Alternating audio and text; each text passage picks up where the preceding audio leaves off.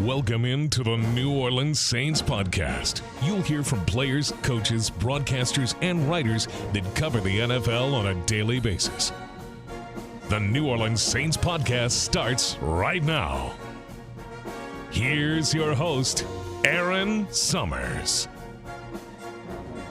Welcome into the New Orleans Saints podcast. Erin Summers here alongside John DeShazier. After 2.5 seasons, head coach Dennis Allen has been let go after the Saints' 23-22 loss at Carolina and 7 straight losses. It was a great start to the season, and then the Saints have hit an extremely rough patch. A lot of injuries have contributed to that, JD. I think 7 games is a lot, and the feeling was that there needed to be a change. Well, it was not just 7 games. It was 7 games that seemed to be progressively worse. It was 7 games where the Saints kind of hand-delivered 3 of them at least, Philly, Atlanta, and then obviously Carolina. And so instead of talking about a 5-4 team, we're talking about a 2-7 team that lost 7 straight. And this team hadn't lost 7 straight since, I believe, the 1980 season or something like that, when they went 1-15. So, you can't sit back and just pretend nothing's happening and pretend like, okay, everybody's going to get healthy and the cavalry's coming and you're going to win from here on out and those kinds of things. I mean, something had to be done. And it's understandable totally that something was done, because the results are the results. And the results are that, unfortunately, Coach Dennis Allen, who is really one of the nicest guys I've ever met in terms of being a head coach. I'd probably put him and Monty Williams on the same plateau as being the nicest people I've ever seen as head coaches. But the fact of the matter is, when you're 7-10, 9-8, and then 2-7, stuff happens, and there's going to be a change. And I think that equates to 18-25 if my math is correct, and that's not winning numbers. That simply is not sustainable in terms of being a head coach. And on top of that, again, you lose a game, road game, injuries, blah, blah, blah, but you lose a game on the road against the objectively worst team in the NFL, where this team, the same issues pop up. They've got untimely penalties. The offense can't score when it needs to. The defense can't get a stop when it needs to. And so something had to change, and today something changed.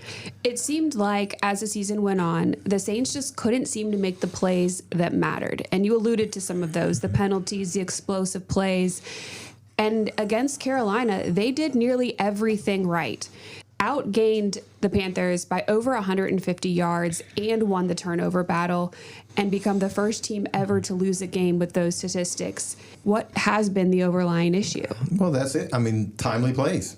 To a man in the locker room, on the coaching staff, timely plays. You're not making the play in the situation where you have to have it.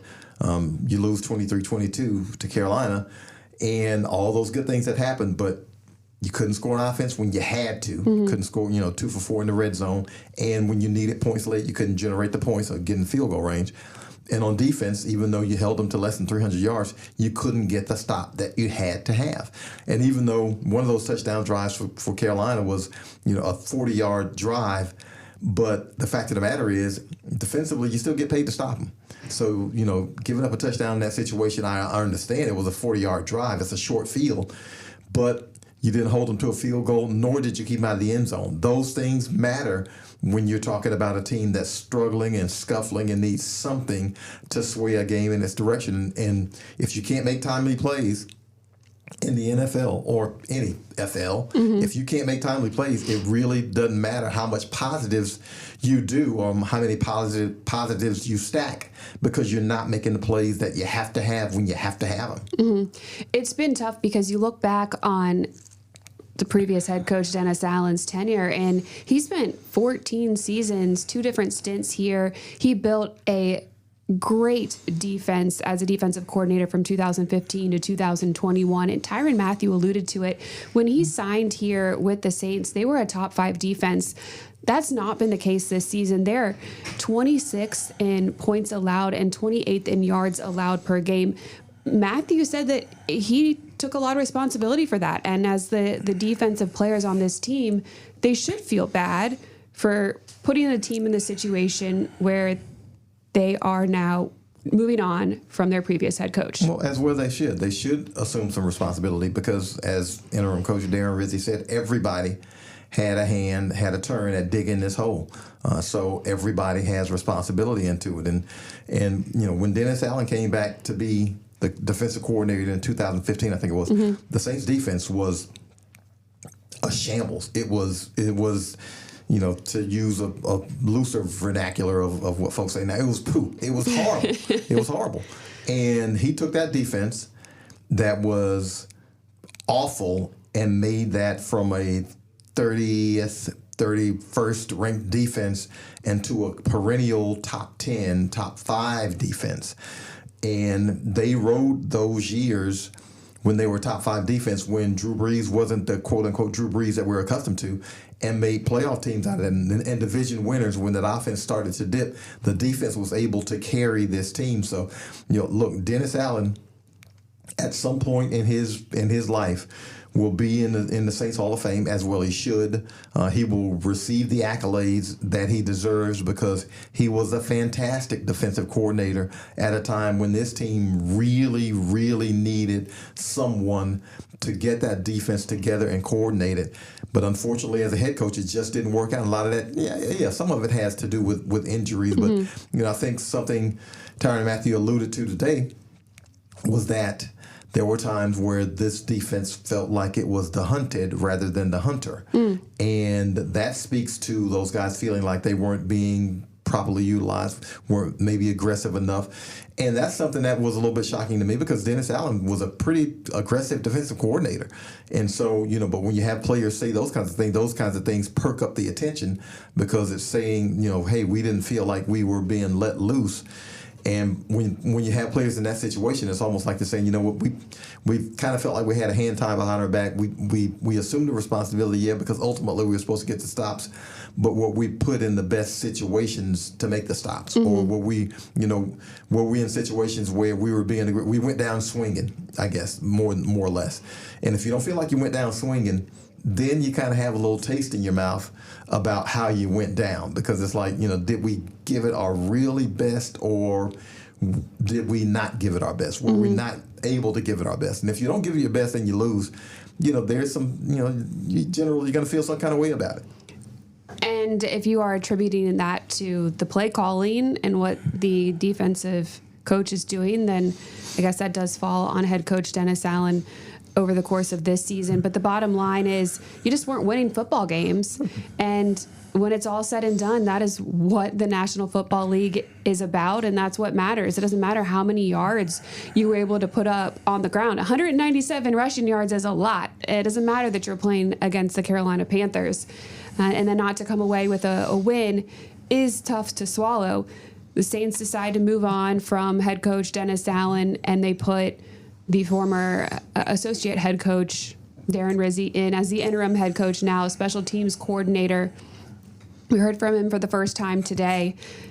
After listening to him talk to the media, kind of give his perception of where the team is, where are you? How do you feel about that? I'm Team Riz. I mean, what else were we going to be, number one? But number two, I'm Team Riz because he sounds like he has a pretty good grasp of the pulse of the team. Riz said he's a leader of men. And look, that's not a self-brag. He's been a special teams coordinator, and he's been one of the best in the NFL for several years now. And the special teams coach, and he mentioned this, and I think we all know it, the special teams coach and the strength coach are the only two coaches on the roster that have contact with just about everybody on the team. And he, just the way he spoke today, he commands attention. He commands attention and respect. And I think he's one of those guys who will have the attention of his players because, and look, Riz said, look, we've been doing things pretty much the same way for a long time around here. Maybe it's time to change some things up. And obviously he has some ideas to have said that, because otherwise he just comes in and says, well, I like a lot of the stuff we do. But he says, look, we're going to evaluate everything, top to bottom. We're going to evaluate everything, and we're going to change and implement as we see necessary. But he looks like a man who can command the room. And that's, as a head coach, that's what you have to be able to do. You got to be able to command a room, even though he's still probably going to be involved in special teams.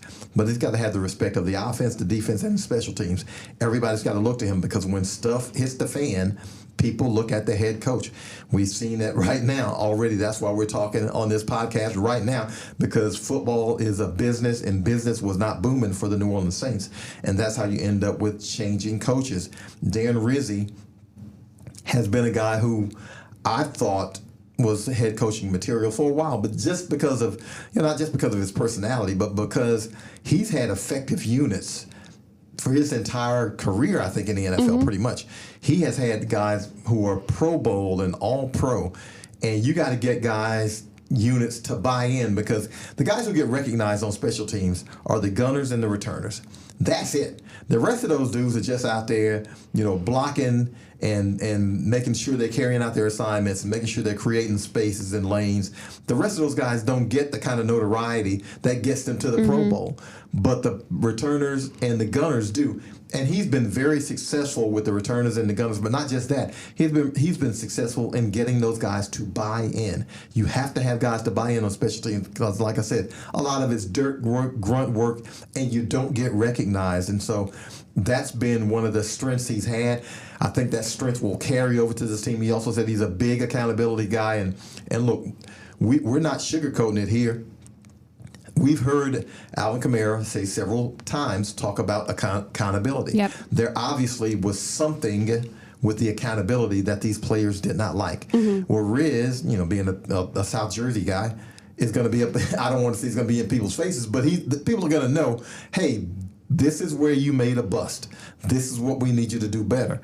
And maybe that's something that these players have heard previously and hadn't heard as much lately, but I think it's something that's going to come back, because he seems to be a very big accountability guy. So, hopefully it's one of those things where it can inject some juice into a team, because, again, there obviously had to be a change. You lost 7 consecutive games, and it just felt like it was getting progressively worse. The first 2 losses to Philly and Atlanta, you felt like were giveaway games. But then you get, Tampa and Atlanta Tampa and Denver and the Chargers. And, then it feels like, okay, this thing might be slipping away, because these margins are getting larger and the execution is getting looser and worse. And now you feel like there's an opportunity. You bring in a fresh voice, a fresh face, not a fresh face because he's been around, but a fresh voice to where he says, okay, we're going to do it, and we're going to put some more energy into it, and we're going to change some things up, and we're going to tweak some things, and we're going to be an aggressive team. He promises that it's going to be a fun team to watch, which special teams coaches always got something up their sleeves. So I'm really excited and energized by what Rizzi said in his press conference. He said that he is a leader of men, but on the opposite side, hearing the players say he can command a room and he will call you out. He'll tell you like it is, and that they appreciate that. And I think that sometimes you need that from your head coach. You need him to point out exactly what's going on and, like you said, hold you accountable. Yeah, that's the biggest thing with head coaches. Head coaches are more CEOs than they are position or unit coaches. Sometimes guys will retain their, responsibilities, calling plays, offensive or defensive or whatever, but you're more likely to have to delegate more because you got more stuff to do. You just don't have time to get into the minutia of everything you used to do as a position coach or as a coordinator. So you have to delegate properly. And so, you've got to be a CEO, and you got to be comfortable with all eyes on you, and you got to have enough confidence to say, look, this is what you did. This is why it's wrong. This is the way we want you to do it this way. And do it this way because this is the way we coach you to do it, because we know what we're talking about. And I think he's one of those guys who can say that. He's coached under some really good coaches. I think he said Bill Parcells brought him into the NFL. And so it's one of those situations where he's been exposed to successful coaches and successful programs. And you hope that, he accumulates all that knowledge and is able to let it manifest here for the Saints these last 8 games. Rizzi has 31 years of coaching experience. He spent 2009, 2018 with the Dolphins. And prior to that, he was in the college ranks. He actually spent 4 years as a head coach, 2 different universities. So he has experience being the overall guy. Didn't last long because I think he got bumped up pretty quickly because he was successful, and people really seem to, I don't know, they really seem to react well to him. You've seen it in the way that he's coached special teams. We every week talk about a big play that the special teams unit has somehow figured out, whether it is a fake punt or a blocked, muffed punt, the safety. There's been a ton of plays throughout this season alone that could have been and should have been game-changing moments. Yeah, he's a smart guy, and it's obvious he's a smart guy. He's able to script out plays, and we'll see block kicks, or we'll see fantastic returns, and that takes coaching. That's just not putting 11 guys out there saying, okay, they're going to kick it to you, and let's see what happens. You got to put those plays in. And then, you got to have options off those plays. And, because they have several punt blocks. They have several field goal blocks. Mm-hmm. They've got a myriad return, for punts and kicks. So, there's a lot of work that goes into it. And a lot of people, we'll look at the Saints practices and we'll be like, man, special teams get a lot of snaps in practice. Mm-hmm. Well, now you see get into the season and you see why. Because these things pay off, and it's small things, but they can be really big things. And as you mentioned, a lot of those could have been big things in wins, mm-hmm. and should have been big things in wins. And unfortunately, as Foster Moreau said, this team has found ways to snatch defeat out of the jaws of victory. So hopefully you can flip that, because this team has been in position to finish some games and hadn't been able to finish those games. And that is so pro sports-ish, to where you're at the end and you just have to make the right plays at the end. And I don't care what sport it is. I don't watch a lot of hockey, but I'm sure it's in hockey too. Hockey, baseball, football, basketball, soccer. I'm sure it's all of them where the game is close, and the team that executes the best in the last 2, 3, 4 minutes mm-hmm. is the team that's able to win the game. And we see it time and time again in the NFL, in the small things, the penalties, a turnover, a failed, a pass that's 4 inches off the fingertips, that kind of. Those are the things that mean the difference between winning and losing. And that's what Coach Rizzi said is execution. There's so much talk here and there about all the different things that could happen, should have happened, need to happen. But for him, he really narrowed it down to accountability, and execution has to improve. And on the special team side, execution's been pretty good. So if he can translate that across the board, I do feel like the players respect him and what he's been able to do in the special teams room.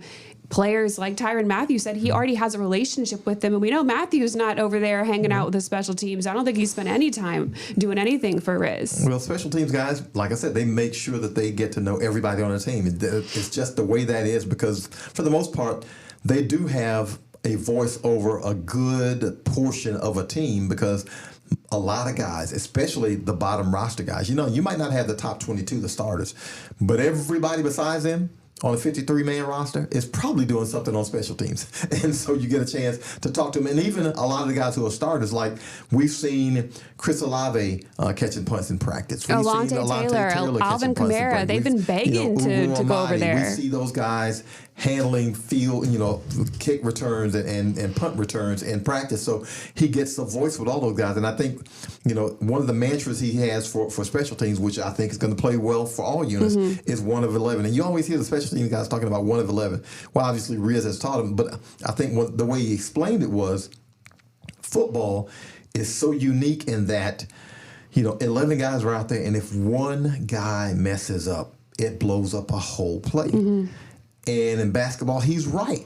You can have a guy have an off night if another guy scores 50. Yeah. In baseball, you can be right. A guy can go for 0 for 4, but if the pitcher pitches a perfect game, they're going to win. He's exactly right. But in football, if you get that one guy to make a bad step on a play, then might be the difference between a 50-yard run and a 4-yard tackle for loss. Mm-hmm. I mean, it's just that way in football. So it's really, really poignant that he can point that out, and hopefully it translates to the team to where all those guys get to understand. Look, you're not just playing for you. Obviously, you're playing for you. I shouldn't say that, but you're also playing for the guy next to you, and you're playing to make those other guys better. Because like special teams, those guys have to be very, very sacrificial. They got to be really satisfied and happy to see other people have success, because you don't get to the Pro Bowl as one of the up backs, on the punt team. The punt protector doesn't go to the Pro Bowl. It doesn't happen. So the returner goes. The guy who is in the trenches and he's occupying blockers so that the jump guy can squeeze through and go block a kick or field goal, he doesn't go to the Pro Bowl. Mm-hmm. The guy who blocks the kick goes.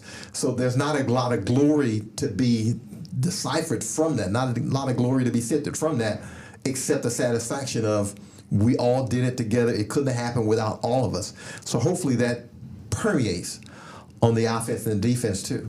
To your point, Rizzi has been able to instill in these players a feeling of value and importance and a need to execute at the highest level in order for the entire thing to work well on special teams. And that is definitely something that we need to see on offense and defense as well. Riz said that he wants to evaluate and then reevaluate everything from the way they practice, their practice schedule, lineups, coaches. I mean, it sounds like he's really going to kind of throw everything on its end because you mentioned earlier, it has been done the same way for a very long time here. He said there's not going to be wholesale changes because we're in the middle of a season, but he did say there will be some changes. Look, when you lose 7 in a row, you need to evaluate the soap that you wash your hands with, the water that you drink. I was going to say the water that we're drinking on this campus. You need to evaluate every single thing that might be an impediment to not winning. Mm-hmm. I mean, so you can strip it down. And I don't, the thing he was talking about, I mean, it's going to have to be a crash course because they don't have a lot of time to change, everything. But he says they're going to look at everything. And I'm sure, look, he's been around here long enough to where I'm sure even when Sean Payton was here, there were probably some things that he was thinking in his mind, you know what? I think I would do that different if I got a chance to. Because every coach, no matter who he is, quality control all the way up to coordinators, wants to be a head coach. Yeah, you're evaluating things as you go, what you like and don't like about a coach that they're doing. You get into coaching. You don't get into coaching and say, you know what, my ultimate goal is to be a linebackers coach. No, you don't do that. My ultimate goal is to be an offensive line coach. No, you get into it because you say, you know what, one day I'm dreaming of being a head coach. Mm-hmm. I want to be a head coach.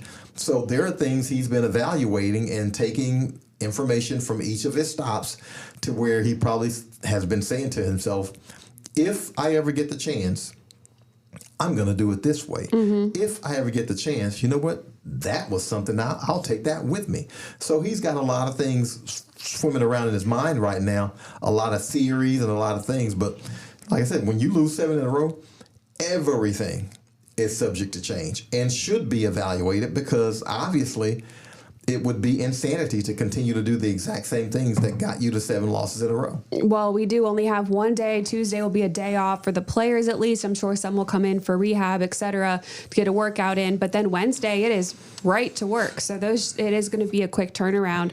Rizzi said that he hasn't really looked at personnel changes, what they're going to do going forward. A lot of today has been talking to the team, reaching out, touching each of the players, just having a little bit of conversation. He also said he talked to wide receiver Chris Olave, who suffered the concussion in yesterday's game, and that he was doing well.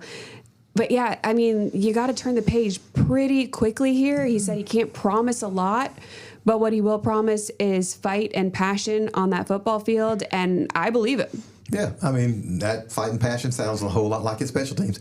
And he probably doesn't have a lot of time to make personnel changes right now because he's been specifically coaching the special teams. So he doesn't know the personnel on offense and defense the way he probably should or will. Mm-hmm. Now, if he goes to the coordinators, Clint Kubiak on offense and Joe Woods on defense, and they say, well, we've been doing it this way, but I think I'd rather do it this way, he will probably accept that as opposed to anything else because he just doesn't have, I don't think, the knowledge of those players and what they're capable of right now. So it wouldn't make a lot of sense to just go in and make wholesale changes and say, well, you know what, I think we're going to start, this guy at left guard instead of that guy and this guy at defensive end instead of that guy. I don't think it will make a lot of sense doing that. But, you lean on the coaches who have been coaching those positions and you say, okay, who do you like their personnel? What do you think we can do to change the way we've been attacking on offense and defense? And you go from that standpoint. And if one of those coaches says, well, I think we've been doing it this way, but we should do it this way. And I think we've been starting this guy, but we should start that guy. That's what you lean on as a special teams coordinator because, again, you don't necessarily know those personnel. And those coaches have seen those guys the entirety of the season. So that's what you lean on. So, yeah, I wouldn't expect wholesale or any really changes in personnel until he's had a chance to really sit back and look at the whole overall operation. It will be Joe Woods who is calling the plays. He is a defensive coordinator. Dennis Allen was calling plays. Woods did that during preseason. He has done it previous preseasons. He's done it previously in his career. I think he's going to be just fine sliding into that role. Probably just a little bit different for him on his game day responsibilities checklist and what he's going to have to do. Yeah, he's going to have to call the plays, but I think he already has, I'm sure, an earful probably from what players want to do already because look, there's no subtlety when Tyrann Mathieu says we feel like we're being the hunted and not the hunters. That is a guy who says we want to play aggressive and we want to attack. When he said Woods is that kind of guy. And Woods is that kind of guy, and you wouldn't say that unless you feel like you haven't been attacking as much as you'd like. So that's one of those again where I mentioned if you losing the game is one thing, but losing the game not in the manner where you feel like you were aggressive is something that's going to bother players because they're saying we didn't give our best. And we didn't win the game, and I really, if I'm going to lose, I want to go down swinging. And so that's what it sounded like Tyrann was saying was like, look, we want to be cut loose, and we want to wreak as much havoc as we can. And that way you're going to give up some plays, but this is the NFL. The other guys get paid too. But you want to be able to go out there and be as aggressive as possible. So I think Joe Woods already has if he hadn't heard from the players, I think he's going to hear from the players. Yeah. But he probably already has heard from the players. So he understands exactly what the players want. What does this do for the players, their mentality, where they're at right now, the feeling in the locker room? Well, there's two things. One, if you don't feel some measure of guilt and shame, then shame on you because ultimately it's a head coach's business to be winning or losing. It goes on his ledger. But you had a big hand in it as players. And I don't care, what the schemes are and what you feel about the play calls and the personnel. You're paid to execute. And they have not done it well enough. And so if you don't feel some measure of guilt, shame, sorrow, whatever it is, you should, you need to check yourself. As Tyrann said, Tyrann looked like he felt bad. There was a moment where I was like, he might break down here. He looked like he felt, because he said, look, I came here and this was a top 5 defense. It's not a top 5 defense anymore. And I feel like I've had a big hand of responsibility in that. That's a leader who says, look, I didn't hold up my end of the bargain. The defense didn't hold up their end of the bargain. We were supposed to be the strong unit of this team. We are the reasons that man got fired. Yeah, he said, I've never been a part of a team that got their coach fired. He said exactly those words. And so that stands out. That's like this guy, it really bothers him. So as a team, overall, top to bottom, all 53 and practice squatters, they should feel some sense of responsibility. Having said that, they also should feel some sense of relief, I guess, because there obviously had to be a change, and there was a cloud hanging over. And look, when you're trying to change the fortunes of a football team, there's only 2 guys you can change. That's the head coach and the quarterback, really. If you're in the middle of a season, there's only 2 changes you can make that are significant to a team. That's head coach and quarterback. Nobody really cares if the left guard or right guard is benched because he's not playing well. It just doesn't matter the same as the head coach and the quarterback. So when you get that change as a player, 1, you had the guilt feeling, but 2, you ought to say, okay, we're going to make it right for this guy. And not just right for this guy, we're going to make it right for ourselves. Right. Because we know we can play better, and we're going to play better. So you get a sense that you get, a bit of relief because that cloud is gone. Because I don't care what you say, the words that are being spoken throughout town, you know, maybe some in the locker room, throughout the league, whatever, you hear the whispers about your head coach being in trouble, about, you know, you not playing well, about, you know, you needing to win, about, you know, fans not being happy. And if any of these guys have been on social media, which I would never recommend a professional athlete going on social media, even when you're doing well. I would not recommend that. That is not a healthy place to be. But if you are, you know what people have been saying. And so there's got to be, I guess, some sense of relief to say, okay, we got a chance to we can't get Dennis Allen rehired, but we can make this right with ourselves and with the rest, with each other, and with this rest of the coaching staff. We can make this right. So, you know, there may be a cloud that has been lifted, and maybe this team will play a little bit more aggressively, a little bit more freely, a little bit more joyously, because this has not been, I don't think, a joyous team. And a lot of that's got to do with losing. It's hard to be happy when you're not winning. So hopefully you get back into the winning column, knock wood, and you can start enjoying things more in this facility, because it, you know, there's a cloud. There's a cloud when you lose 7 in a row. That's, man, one, that's not easily accomplished. You know, there's a reason it hadn't happened since like 1980 for this franchise. But 2, you get the dread, and then you get in a game, and the first 1 or 2 things that doesn't go your way, you got to be feeling like, oh, snap, here we go. Yeah. And so now you got to be able to get that taste out of you and get that thought process out of you. And so maybe a fresh voice can help get that out of you. Being around the building, in the locker room, the team, I never felt like the players weren't still in this. They weren't still giving effort. They didn't seem like they were turning on each other at any point last week. And I can't remember who alluded to this earlier today, whether it was Foster Moreau or Tyrann Mathieu, but they said that they did feel like last week was one of their better weeks of practice. Foster, yeah. And that going in the locker room, it didn't feel like a 2-6 team in there. So they still believe in each other, which I think is huge.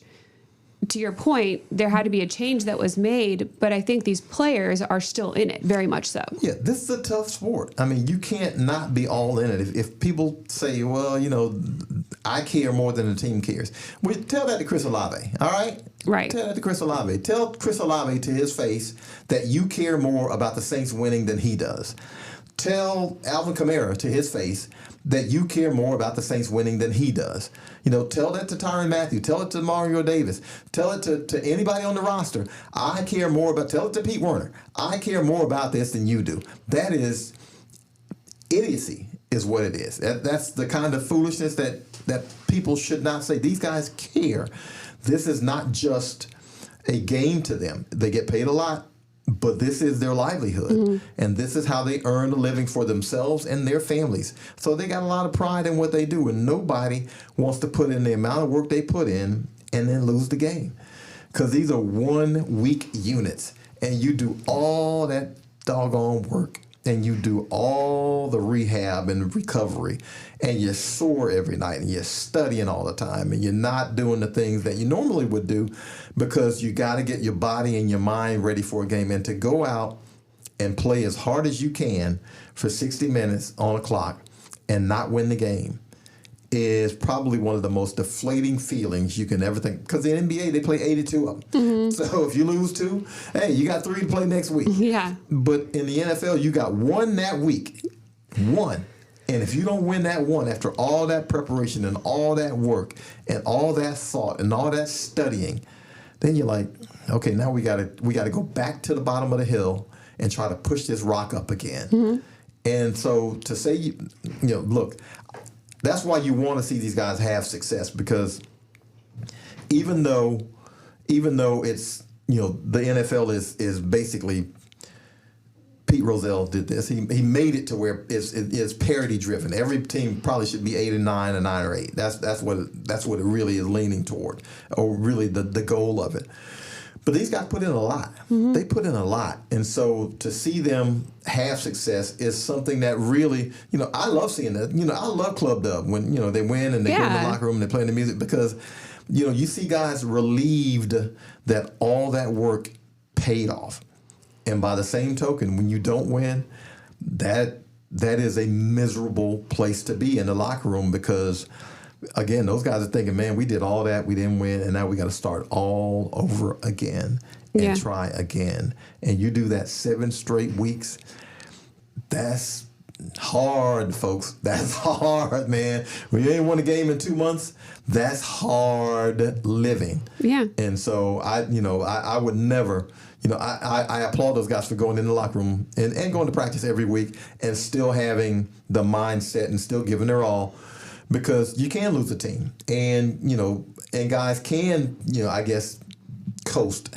But again, we haven't seen that with this team. You don't see that with this team because these guys, I think now it's kind of a mental thing where they're playing hard and they understand they have a chance. And again, a bad thing or two happens and you get the aura of here we go. And that's what they got to snap out of. That's what they have to get out of, the mindset of here we go. Whereas the opponent is saying, we got them right where we want them. You got to get back to the mindset to where you're saying we got them exactly where we want them. Yeah. I think we have a lot of good guys on this team. And I don't think that there's, some teams have like that bad apple that can start turning the locker room or start, bashing other players. And that does not seem to be the case at all with this team. And in the way that they speak about this city and the people and what they deserve and how much they want to win for New Orleans, I think is so admirable. And they do care about the fans. They do care. They want to win for themselves. They want to win for, the organization, but they sure as heck want to win for these fans too. Well, they know the city's passionate and they also know what this city has gone through. And I mean, I understand, people don't think about Katrina, now that we're removed from it, 2005, they don't really, it's kind of fading from memory, but they don't really reflect on it because we move on to the next, tragedy or the next, natural disaster so quickly. But it's one of the worst things that has ever happened in the history of this nation. It is obviously the worst thing that has ever happened in the history of this city. And for the team to be able to bounce back and win a Super Bowl. And these guys understand, look, these folks are passionate. I think Tyron was saying, look, these people work hard. They don't make a lot of money. They look forward to Sundays. Yeah, they look forward to Sundays and they look forward to enjoying the Saints. And when you're not giving them that enjoyment, they're gonna be pissed off. They're gonna be mad. And it's understandable. These guys understand that fans are angry. Now, I still would say, man, maybe you shouldn't be on social media because you get too much of that and it can affect you a different way. But credit to them a lot for being out there and being open and allowing people to see the vulnerability and to conversing with people. Being willing to, because fans appreciate that. Now they don't like the losing, and who does? Folks, we work for the team. We don't like it either. I promise you, we don't like it. But to be mature enough to say, okay, we still got fans, and these people love this team, and so I'm gonna converse with them. I'm gonna go, I'm gonna talk to them, and it might not always be positive, but a lot of times you'll see when those guys do interact with people on social media, it is a positive interaction because the fans do appreciate the interaction. Yeah, they appreciate guys saying, "Look, we understand. We feel your pain.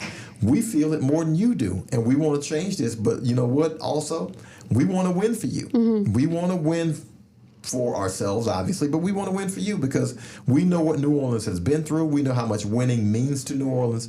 We know how New Orleans fans react, how they travel, how they cheer for this team, how they back this team, how they support this team, how people scrape and scrimp and put together money to buy jerseys and tickets and all those things to be Saints fans. And these players saying, look, we want to win for you. We want to make you feel good about this team, about this city. So it is a point of emphasis and a point of pride in that locker room to win for this city. The Saints are going to continue to try. They're going to give you that effort. They're going to work hard. They want to turn this around just as much as anybody wants to get out of this 7-game losing streak and have a win to celebrate. JD, what are some of the things we can rally around, get behind, the pieces that have been working? I would say it starts with Alvin Kamara and his continued performance. I mean, he was phenomenal last week. He has an opportunity to break a huge record on Sunday against the Falcons. Taysom Hill's a bright spot. Alontae Taylor has been a huge bright spot for the defense. So what are some of those pieces that we can get behind next week? Yeah, you named three of them right there. I mean, Alvin is going to become the all-time rushing leader in franchise history, and that will happen against the Falcons. And I think he's about 12 yards short of something like that. And it's so nice that it can happen against the Falcons.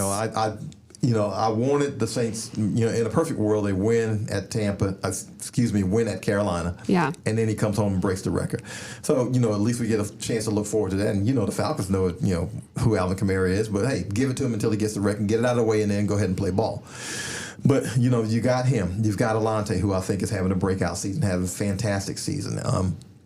You've got Darren Rizzi, who has had, to this point, a pretty solid season. There are some people. Tali Fuaga at left tackle has been everything I think the Saints wanted to see in him as a rookie left tackle who played right tackle in college and made the transition pretty seamlessly. Yeah. So there are some parts to this team. You look forward and you forget. Eric McCoy is a young guy, and Eric McCoy is going to come back this season at center. And Eric McCoy is one of the best in the NFL at his position. So looking forward to getting him back. I think we've seen some growth in Trevor Penning to the point where, we didn't know if he was going to last at right tackle. Now we're 9 games into the season. There seems to be no reason to think he won't finish out at right tackle. Has he been perfect? No. But he's been a lot better than he was at left tackle, and it has shown on the field. So there are some pieces and parts to this team that give you reason to believe, things can change quickly, because you can only change quickly with personnel. You got to have guys who can play. You can want to change quickly, and you can have mindset and culture and all that good stuff. Culture don't mean nothing if you ain't got dudes who can play. Yeah. I think some of the guys that have been given opportunities, like Shamar Charles, and a huge interception he had against the Panthers, those are fun moments, too, to look out for. And, there are going to be still some players filling some voids because of the injuries and the way things have gone this season. But there's still moments like that can be out there. Look, and that's going to be one of the highlights of his career. Probably it'll be, I'll say right now, it's going to be the best interception a Saints cornerback will have this season, because everything he did is the thing that defensive backs coaches teach. He's trailing, he doesn't turn his head, he's watching the receiver's hands. The ball gets to the receiver's hands, and he's patient. He doesn't go in too soon to pick up a defensive pass interference. The ball gets to the receiver's hands. He reaches in and rips it away, exactly what you teach these guys to do. And he didn't pick up a penalty, gets his first career interception. I mean, it was really poetic when you watch it in slow motion. It's like, that is fantastic. You couldn't teach it any better than that, because, as a defensive back, you can't afford to turn your head. And he's in position to make a play when the play's there to be made, and he reads the receiver rather than anything else. So he's patient about it, and he has the ball skills at the end. So it's one of those things. I think it'll be the best Saints interception this season. Yeah, it was fun. There are definitely some fun moments in that Panthers game. I know the result wasn't what we wanted it to be, and which is why we're sitting here with the coaching change on this Monday. But we do have 8 more games to look forward to this season, and the prep starts on Wednesday as we get ready for the Atlanta Falcons. And if you guys don't show up to the Dome and get ready and show out for that one, then we have more problems than I thought. Look, if nothing else, they're going to go to the Falcons game. If nothing else, they're going to show up for the Falcons game. And hopefully it's going to make a difference for the team. Because, look, this team is wounded and hurting right now. And today, this team probably isn't in a great mental place.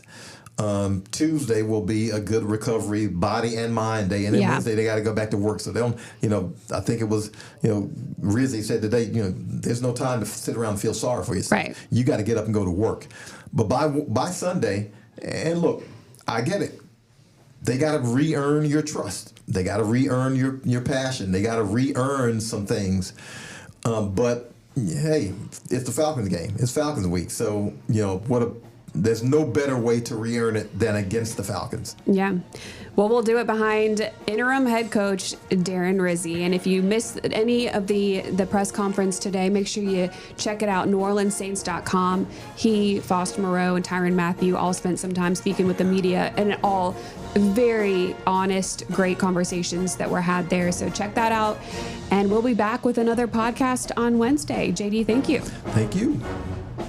Thanks for listening to the New Orleans Saints podcast. Join us 3 times per week on NewOrleansSaints.com, the Saints mobile app, or you can download the podcast on iTunes. We'll see you next time, right here on the New Orleans Saints podcast.